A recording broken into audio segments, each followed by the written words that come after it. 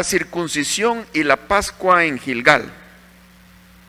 Nos dice así: cuando todos los reyes de los amorreos que estaban al otro lado del Jordán, al occidente, y todos los reyes de los cananeos que estaban cerca del mar, oyeron cómo Jehová había secado las aguas del Jordán delante de los hijos de Israel hasta que hubieron pasado, desfalleció su corazón y no hubo más aliento en ellos delante de los hijos de Israel. En aquel tiempo Jehová dijo a Josué: hazte cuchillos afilados y vuelve a circuncidar la segunda vez a los hijos de Israel. Y Josué se hizo cuchillos afilados y circuncidó a los hijos de Israel en el collado de Aralot. Esta es la causa por la cual Josué los circuncidó. Todo el pueblo que había salido de Egipto, los varones, todos los hombres de guerra, habían muerto en el desierto por el camino después que salieron de Egipto. Pues todos los del pueblo que habían salido estaban circuncidados, mas todo el pueblo que había nacido en el desierto por el camino, después que hubieron salido de Egipto, no estaban circuncidados. Porque los hijos de Israel anduvieron por el desierto 40 años, hasta que todos los hombres de guerra que habían salido de Egipto fueron consumidos, por cuanto no obedecieron a la voz de Jehová, por lo cual Jehová les juró que no les dejaría ver la tierra de la cual Jehová había jurado a sus padres que nos la daría, tierra que fluye leche y miel. A los hijos de ellos que él había hecho suceder en su lugar, Josué los circuncidó, pues eran incircuncisos, porque no habían sido circuncidados por el camino. Y cuando acabaron de circuncidar a toda la gente, se quedaron en el mismo lugar en el campamento hasta que sanaron. Y Jehová dijo a Josué: hoy he quitado de vosotros el oprobio de Egipto. Por lo cual el nombre de aquel lugar fue llamado Gilgal hasta hoy. Y los hijos de Israel acamparon en Gilgal y celebraron la Pascua a los 14 días del mes por la tarde en los llanos de Jericó. Al otro día de la Pascua comieron del fruto de la tierra, los panes sin levadura, y en el mismo día espigas nuevas tostadas. Y el maná cesó el día siguiente, desde que comenzaron a comer del fruto de la tierra, y los hijos de Israel nunca más tuvieron maná, sino que comieron de los frutos de la tierra de Canaán aquel año. Vamos a basar este mensaje en la frase que Dios dice: hoy he quitado de vosotros el oprobio de Egipto, porque tiene mucho significado esto. Este es un comentario espiritual de todo el evento, lo que está sucediendo. Y el evento lo tenemos descrito ahí, y es que la generación que salió de Egipto habían muerto, ellos eran circuncidados. Pero los hijos de ellos, nietos de ellos, los que nacieron durante esos 40 años, no habían sido circuncidados. Entonces Dios le da la orden a Josué: afílate un cuchillo y vas a circuncidar a todos. Ahora, la circuncisión pues es una señal del pacto de Dios con Abraham, y todos sus descendientes iban a ser circuncidados. También tiene que ver con la ley. Es como que el que se circuncida está aceptando guardar la ley.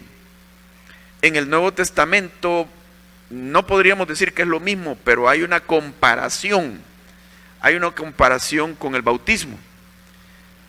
Porque es como que con el bautismo abres la puerta, te comprometes a ser discípulo de Jesús. Y por cierto, en 1 Pedro 3, capítulo 3, versículo 21 nos lo dice. El bautismo que corresponde a esto es, dice, como una señal de que uno quiere tener una limpia conciencia delante de Dios.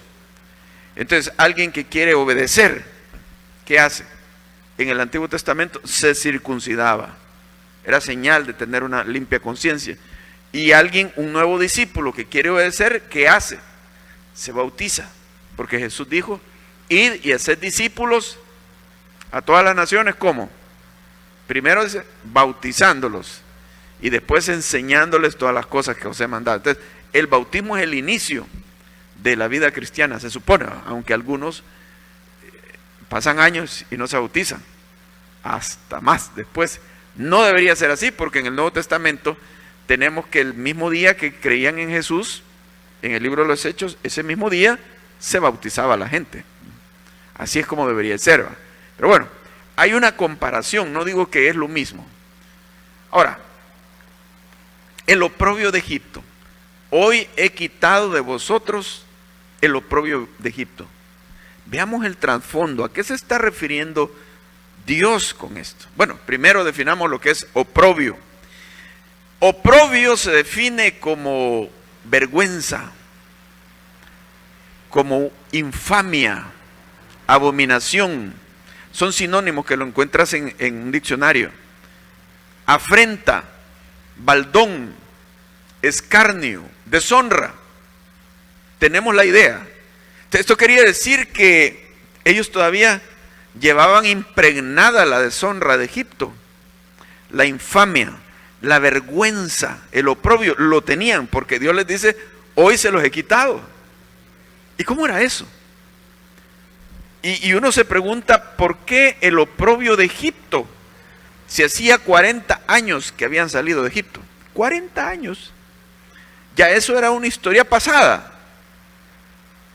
¿A qué se refiere con que Dios había quitado de tajo, en un mismo día, el oprobio de Egipto? Bueno, veamos, aquí hay lecciones bien interesantes. Lo que vemos es que el oprobio lo llevaban los hebreos en sus mentes, en sus emociones, en su alma, llevaban el oprobio. Aun cuando habían pasado 40 años desde que salieron de Egipto. Ahora, algo había pasado en Egipto, que allí habían adquirido ese oprobio. Bueno, imagínense ustedes lo que significaría ser un pueblo de esclavos, como los egipcios. Con su arrogancia habían humillado, deshonrado, habían tratado como basura a los hebreos.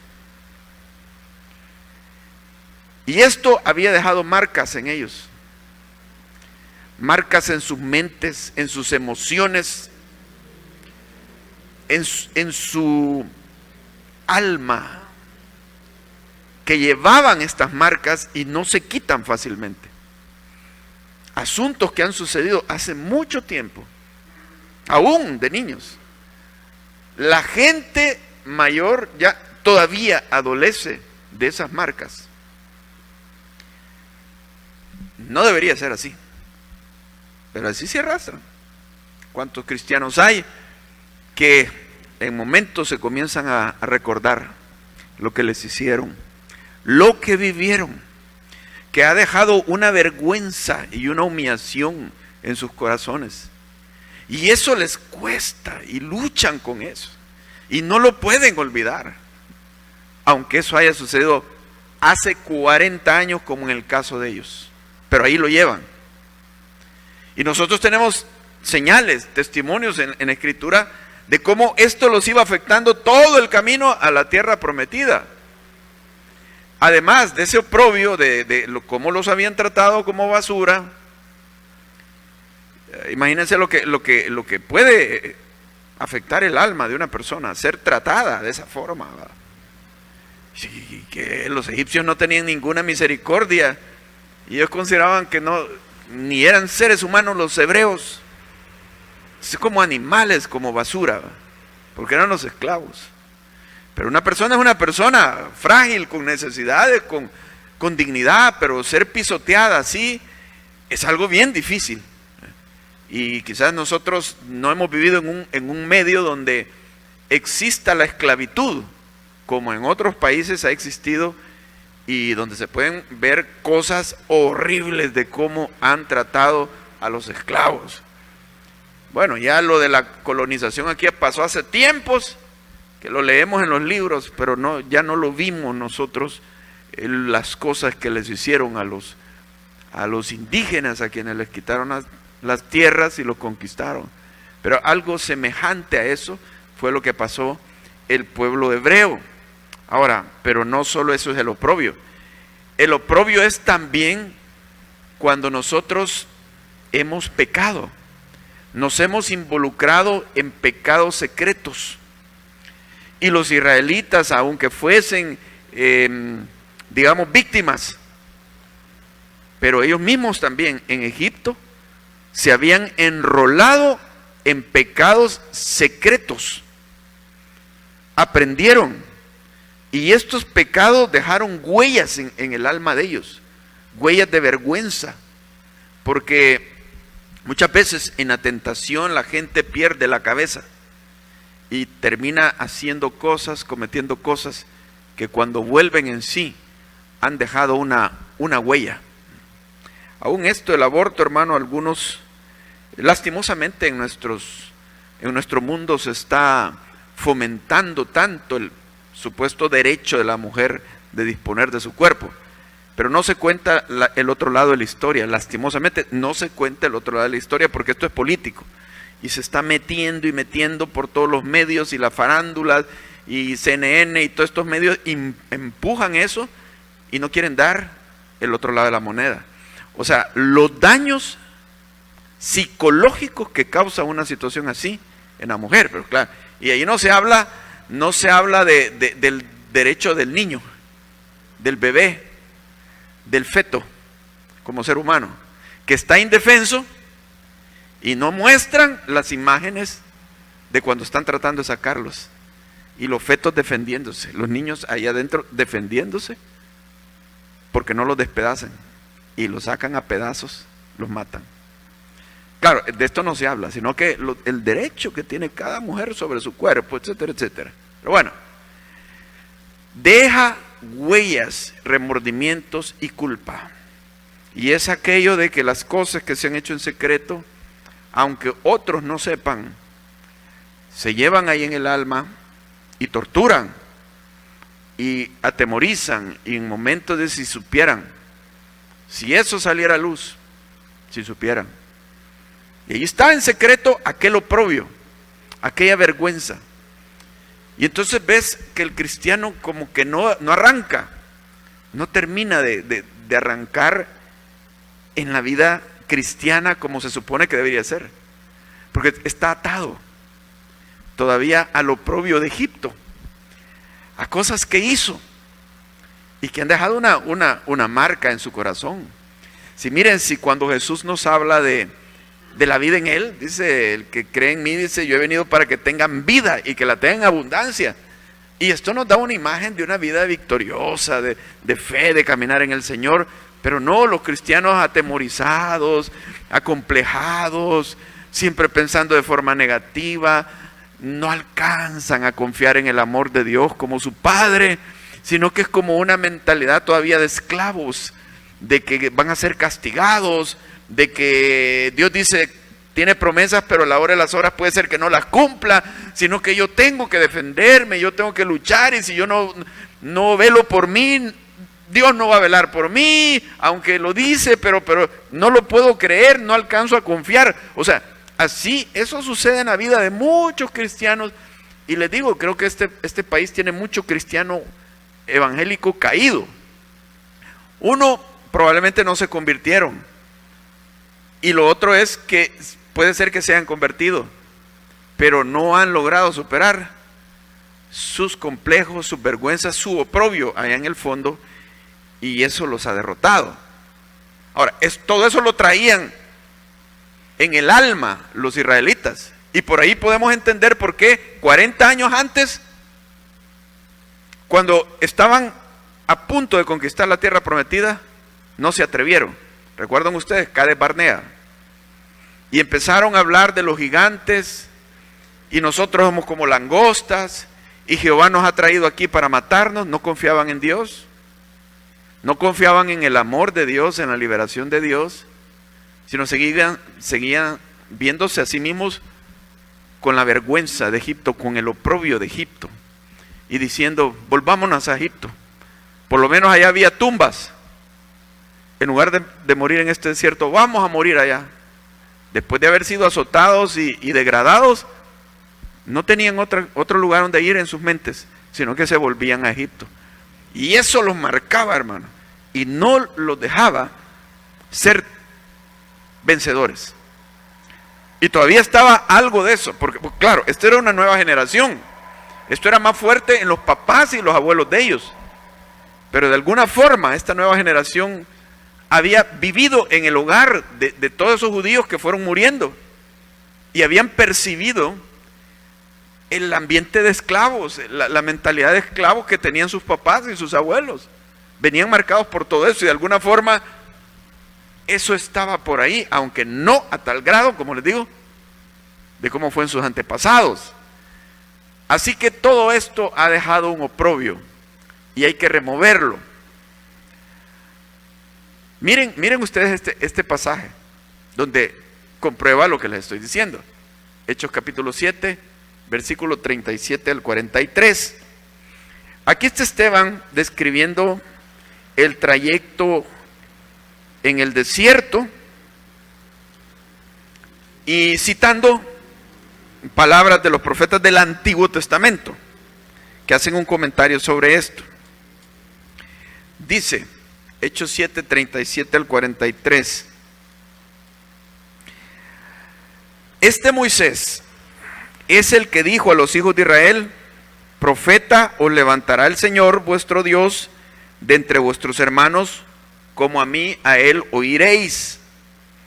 Este es aquel Moisés que estuvo en la congregación en el desierto con el ángel que le hablaba en el monte Sinaí y con nuestros padres, que recibió palabras de vida que darnos, al cual nuestros padres no quisieron obedecer, sino que le desecharon. ¿Y qué continúa ahí? ¿Y qué más? Desecharon a Moisés y en sus corazones, dice aquí, volvieron a Egipto. En sus corazones volvieron a Egipto, donde habían sido tratados como basura. Qué tristeza, ¿va? Atrapados, no podían superar aquello. Y volvían. A mí me da lástima esto. Imagínense usted la huella que llega a tener un opresor, un arrogante, soberbio que ha humillado a una persona. Miren la huella que dejan en el corazón de la persona. Es terrible, y de eso nos quiere liberar Dios totalmente, pero eso sigue ahí, terrible, después de 40 años. En sus corazones volvieron a Egipto, cuando dijeron a Aarón, y aquí está la evidencia, haznos dioses que vayan delante de nosotros, porque a este Moisés que nos sacó de la tierra de Egipto, no sabemos qué le haya acontecido.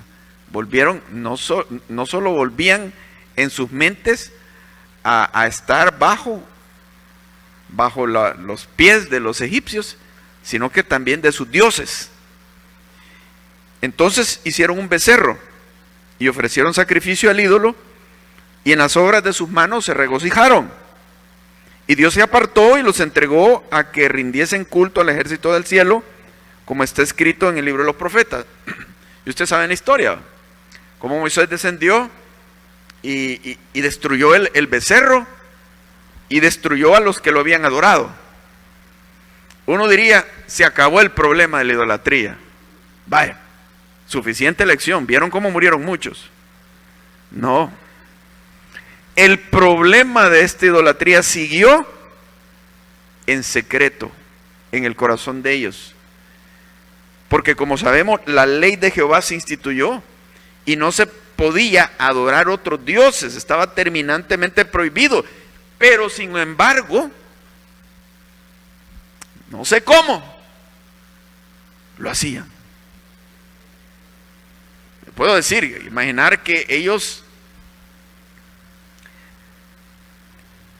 con los de confianza, sus amigos de confianza, o a veces solitos, ellos recordaban a los dioses de Egipto y extrañamente, aun que les haya sido revelada la ley de Jehová, ellos volvían. Habían sido, digamos, hechizados por los dioses de Egipto. Porque miren lo que dice a continuación. Dice el libro de los profetas: ¿acaso me ofrecisteis víctimas y sacrificios en el desierto por 40 años, casa de Israel? Wow, pero si es que eso lo hacían todos los días. Le ofrecían corderos. Ya la ley, ahí estaba el tabernáculo, estaba Aarón y todos los sacerdotes, todos los días ofrecían corderos. Pero aquí Dios les está reclamando y les está diciendo: ¿acaso me ofrecieron sacrificios? Como queriendo decir: ustedes no me ofrecieron sacrificios a mí esos 40 años. Pero ¿y cómo es que no te ofrecimos? Y ahí estaba el tabernáculo. Dice que no, porque dentro del corazón de ellos fluctuaban en su fe con Dios. Y esos sacrificios de cordero en realidad no eran de corazón, porque ellos estaban atrapados todavía, confiando en otros dioses, buscaban confiar en otros dioses, no confiaban en Jehová totalmente. Y en lo que estaban, en otro pasaje dice, este pueblo divaga de corazón, divaga en los 40 años. Oían la palabra de Dios, pero no les calaba, como decimos, no les calaba. Porque oían, pero no confiaban.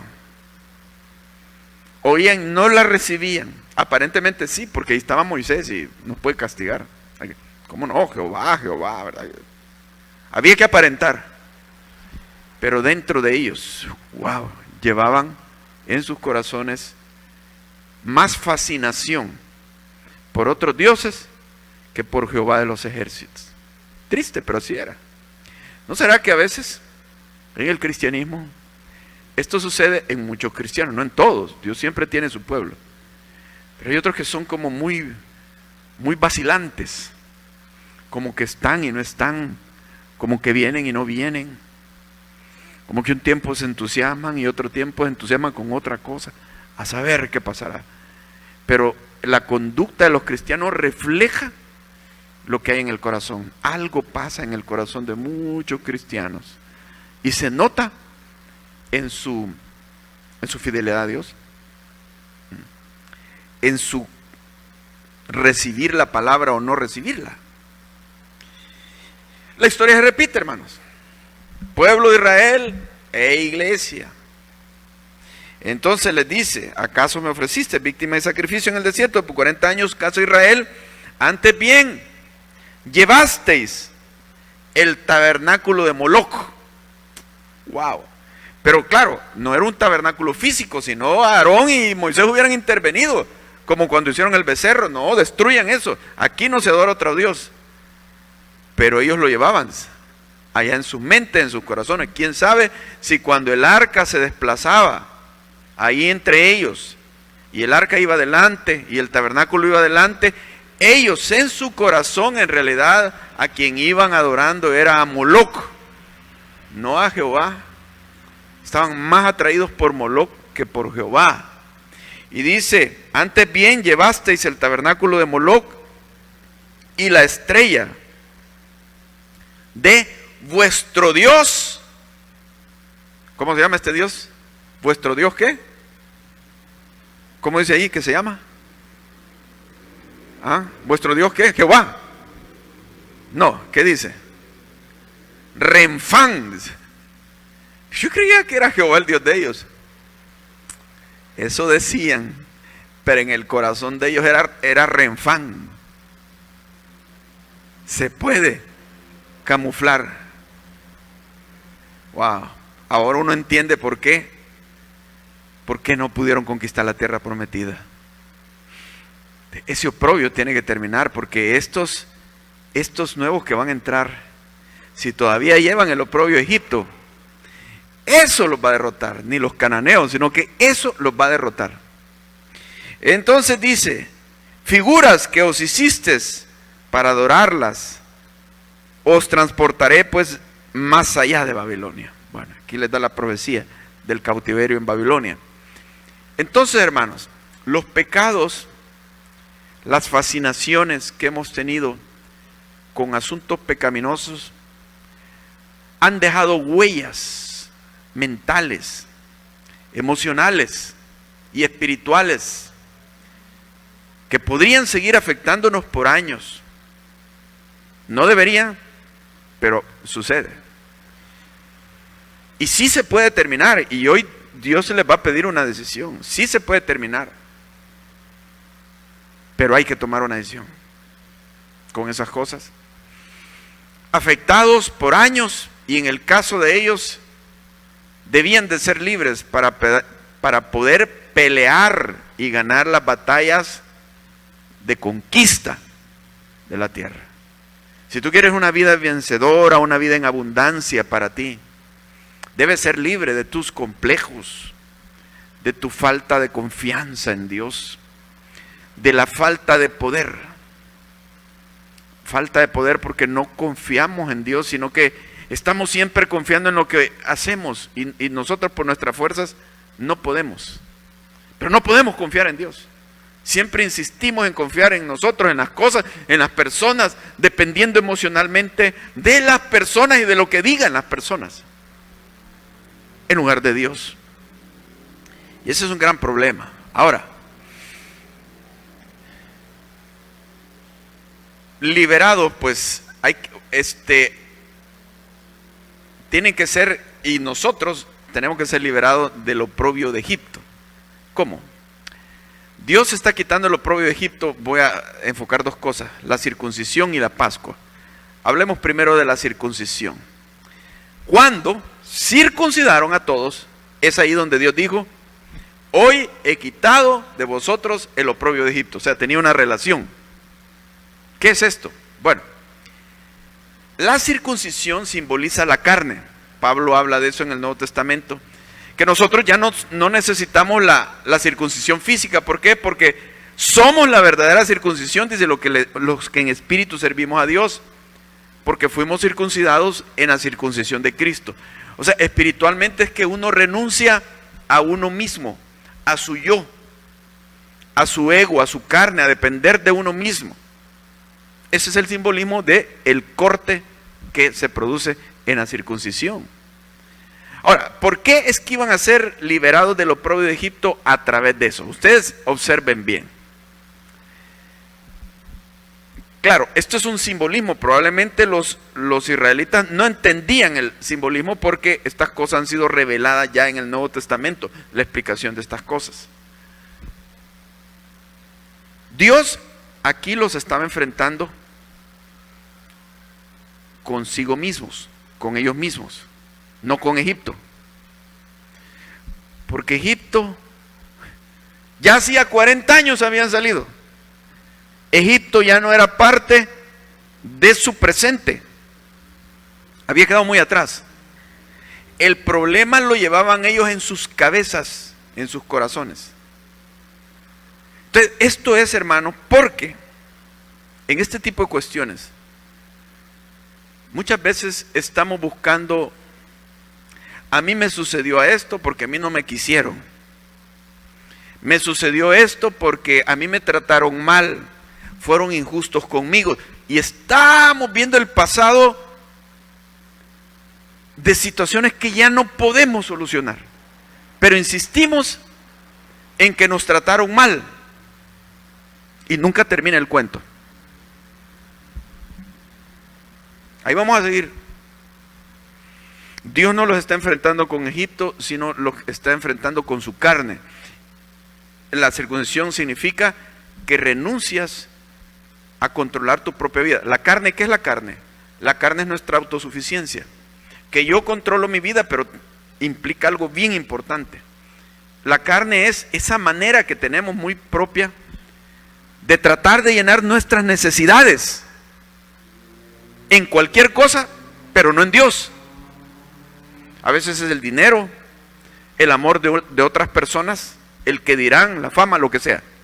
Tratar de llenar necesidades legítimas que solo Dios las puede llenar, pero nosotros no creemos que Dios pueda llenarlas, sino que andamos buscando otras cosas. Entonces, es ese intento de tratar de llenar esas necesidades de esa forma, hace que nosotros no nos O sea, hace que nosotros nos hemos autoengañado. Porque la decisión está en nosotros, no en Egipto. Tenemos que ser enfrentados en nuestra mente y tomar una decisión.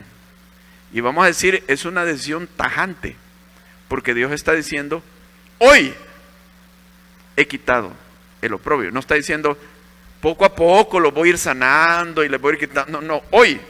Tiene que ser hoy. ¿Puedo ser liberado hoy? Sí. Puedo ser liberado. Porque en realidad Dios ya me liberó. Ya los había liberado de Egipto. ¿Ya lo liberó a usted el Señor? ¿Qué cree usted? No, es que necesito, quizás en otra iglesia, alguien que me aconseje, que me lleve. No digo que esté mal que te aconsejen, está bien. Pero miren, hay personas que va de consejería en consejería. Es que Dios ya nos liberó. Hemos visto en el libro de Romanos cómo dice, nuestro viejo hombre fue crucificado juntamente con él para que el cuerpo del pecado sea destruido, a fin de que no sirvamos más al pecado. Y si hemos muerto con Cristo, resucitaremos con él. Ahora somos libres. Si el Hijo os libertare, seréis verdaderamente libres. Somos ahora hijos de Dios, tenemos una nueva identidad. Y dice, somos más que vencedores por medio de él. Entonces, cuando nosotros confiamos en Dios y nos apropiamos de la victoria de él, es cuando en ese mismo día, de forma tajante, nosotros decidimos ser victoriosos. Y no, vamos a ver más después.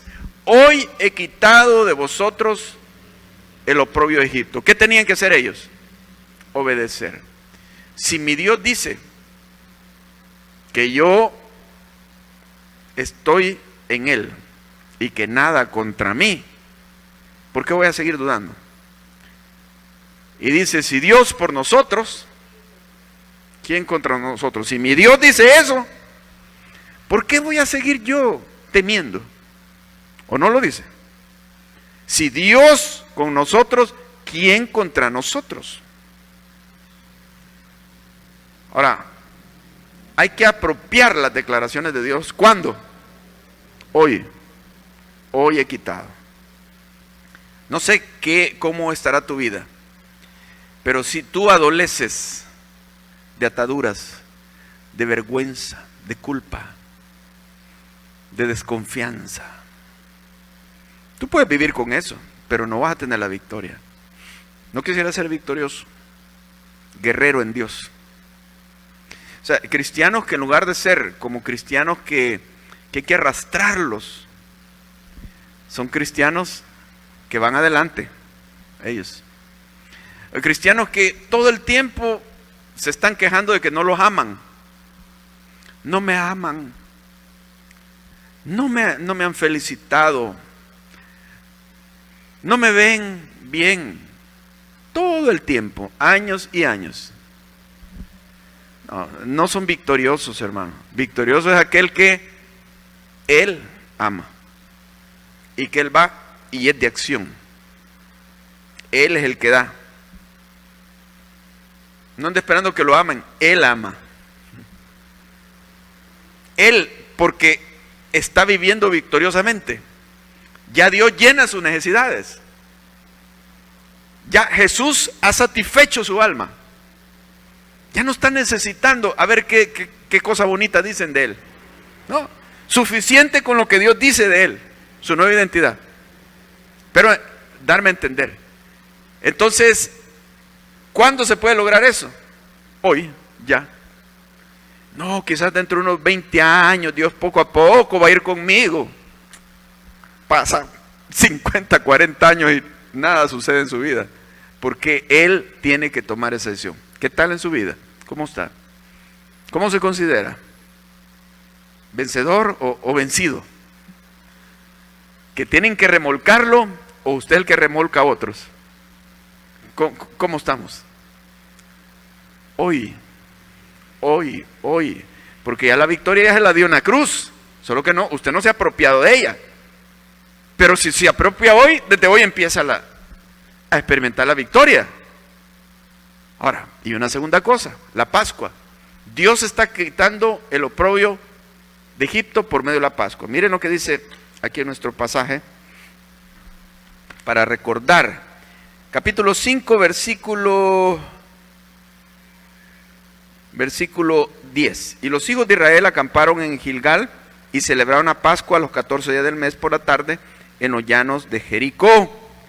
Y al otro día de la Pascua comieron del fruto de la tierra, los panes sin levadura, y en el mismo día espigas nuevas tostadas, y el maná cesó el día siguiente. ¿Qué significa la Pascua? Aquí celebraron la Pascua. Ustedes recuerdan, la Pascua fue la noche que fueron liberados. ¿Y saben por qué fueron liberados? Por la Pascua. Primero, la muerte no pasó sobre ellos. Por la sangre del dintel fueron librados todos los primogénitos. Los primogénitos, la congregación de los primogénitos, dice en el libro de Hebreos. ¿Quiénes son? Todos los salvos, todos los salvos. El primogénito de una casa estaba representando a toda esa casa, a toda esa familia. Entonces Jesús nos salvó con su sacrificio en la cruz. O sea, su obra en la cruz fue completa para nosotros. Pero esa misma noche fueron librados porque la muerte pasó a los egipcios. Y cuando se murió el hijo del faraón, le dolió tanto. Ninguna plaga lo había afectado tanto como la muerte de su hijo. Mandó llamar a medianoche a Moisés y a Aarón. Y les dijo, váyanse ya, pero ya, váyanse. Y todos los israelitas agarraron lo que pudieron esa madrugada. Y buenas 5 de la mañana ya iban lejos. Liberados en el instante. En la Pascua. Esto nos trae el recordatorio de que Cristo ha hecho una obra completa para nosotros, que nos da la base y la confianza para creer que la victoria la tenemos y que vamos a tener victorias futuras en nuestra vida. Si ya nos dio la victoria en la cruz, es que tendremos la victoria en todas las demás cosas. Miren lo que dice este texto. Vamos a Romanos capítulo 8. Aquí está. Romanos capítulo 8, versículo 32 al 34. La victoria de Cristo en la cruz es la base de todas las demás cosas. Si hubo victoria, entonces la habrá en todas las demás cosas. Miren lo que dice. Decimos Romanos 8, 32, donde nos dice, fíjense bien, el que no escatimó ni a su propio hijo, sino que lo entregó por todos nosotros, lo entregó a la cruz. Y saca una conclusión. Si Dios no escatimó ni a su propio hijo, sino que lo entregó por todos nosotros, ¿qué sigue a esto? ¿Qué dice ahí? ¿Cómo no nos dará también con él todas las cosas? Todas las cosas. Esa es la demostración. Esa es la victoria. Esto quiere decir que si Dios entregó a su hijo por mí, ¿cómo no me dará todas las cosas? O sea, ¿y qué estoy padeciendo? Pues, ¿qué estoy sufriendo? Porque no confío en Dios, no le creo. Entonces, esta Pascua está significando esta victoria. Y sigue diciendo, mire, versículo 33, ¿quién acusará a los escogidos de Dios? ¿Quién? Dios es el que justifica. Si Dios te justifica, ¿quién te va a acusar? La victoria ya la tienes. ¿Quién es el que condenará? Dice. En otras palabras, nadie. Porque Cristo es el que murió, más aún el que también resucitó, el que además está a la diestra de Dios, el que también intercede por nosotros. ¿Qué más quieres? Está intercediendo por nosotros, resucitó, está a la diestra de Dios. Fue por ti todo esto. Como está escrito, por causa de ti somos muertos todo el tiempo, somos contados como ovejas de matadero. Antes, en todas estas cosas, somos más que vencedores por medio de aquel que nos amó, por lo cual estoy seguro que ni la muerte, ni la vida, ni ángeles, ni principados, ni potestades, ni lo presente, ni lo porvenir, ni lo alto, ni lo profundo, ni ninguna otra cosa creada, nos podrá separar del amor de Dios que es en Cristo Jesús. ¿Cuál es la base de esta victoria? que Cristo es el que murió, resucitó y está sentado a la diestra de Dios. La Pascua. ¿Y saben lo que sucedió al siguiente día? Ya estaban en victoria. Dice que comieron los frutos, comenzaron a comer los frutos de la tierra prometida. O sea, vieron cumplirse las promesas de Dios que habían esperado por 40 años, la tierra que fluye leche y miel, y ese día cesó el maná. Y esto significaba esta transición, ya no estaban en el desierto, ya no eran los niños inmaduros, ahora eran guerreros espirituales, victoriosos, aquellos que conquistan promesas, las promesas de Dios cumpliéndose en ellas. ¿No quieres ser tú así, hermano? Está llamado a ser así. Está llamado a ser alguien que va a ser testimonio a otros, que va a alcanzar a otros para Cristo, que va a animar a otros, que va a hablar de Dios a otros, que va a la conquista. En contraste, como decía, cristianos que hay que estarlos jalando, empujando, traerlos arrastrados, porque están atados en sus mentes todavía con las desgracias de Egipto, con las deshonras de Egipto. Somos vencedores, somos más que vencedores, ¿verdad? Amén.